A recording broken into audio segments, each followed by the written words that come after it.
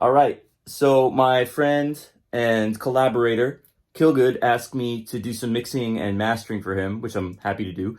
But he also asked me to document my process as far as how I do some of this stuff.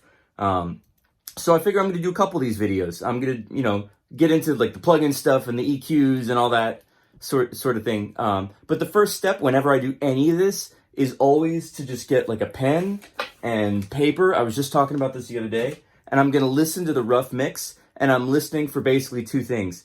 I'm looking for problems that I have to actively like, fix, and I'm looking for opportunities where I could make things better and expand things. So I'm going to listen to the track real quick and then just give you some of my reactions. I'll play a little bit of it so you can hear, but I don't want to leak the whole thing, So here we go. All right, I'll be back. All right, and I am just wrapping up my first listen on this track. So I don't want to rip him apart too much. So the good news is this track sounds good already. He did a really good job on the rough mix. But the first couple things I wrote down, it's just as far as like problems versus opportunities. The first problems I heard were mostly high end. There's a little bit of crunch in the upper mids that you get it a lot, when you're like stretching drum samples a lot, like a little bit of aliasing or certain plugins just get a little bit of something up there that's not great. So it's got that upper mid-range crunch that I'll probably have to dip out some resonances and that kind of stuff. So it's a little harshness that I just want to tame. The other thing is the high-end placement I think could be more intentional. So one of the things that really changed my mixing, that's some advice I was given, was to basically pick 2 or 3 things maximum that have that like high-end sheen, that top-end presence. Because when there's too many things competing up there, it just gets really harsh, and it could get very like, it gets harder to listen to, and then also when you start to compress it with bus compression, it almost sounds thinner.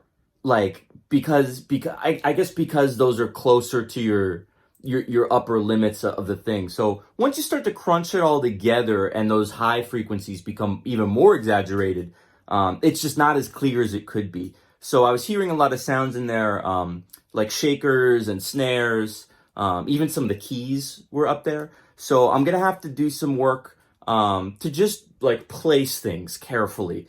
So some things I'm gonna use filtering or EQ curves to just round off some of that top end, to make sure that they all kind of have their place. So those are the two big not that huge problems. Like, this is a pretty good rough mix, but those are the two things that jumped out immediately that were kind of constant throughout the thing. Now, as far as opportunities, right? This is the fun part because it's already sounding pretty good.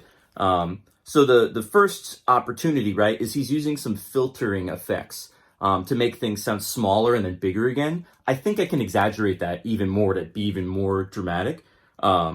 Also, the other thing, I didn't really hear a ton of time effects at all. I didn't really hear any obvious modulation, maybe a little reverb, no delay effects. So I definitely want to go in with some time effects and just see if I can use some of the modulation stuff to add subtle movement. I don't want to go too nuts and like change the vibe, but sometimes like very subtle choruses and flangers and all that kind of stuff. It adds movement, and it can also increase the sense of stereo space.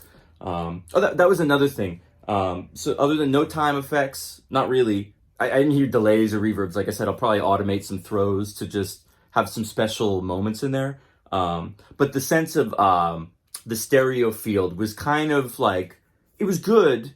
It wasn't like confused. There wasn't stuff on top of each other.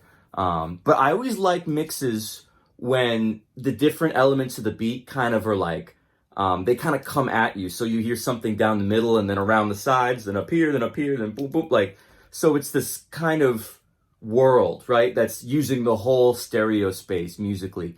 So like I said, his rough mix is good. But I think I could push it further, basically. So I'm really excited to work on this. I think this is a really good rough mix. Like I said, I know I'm going to be able to fix some of the minor problems in it.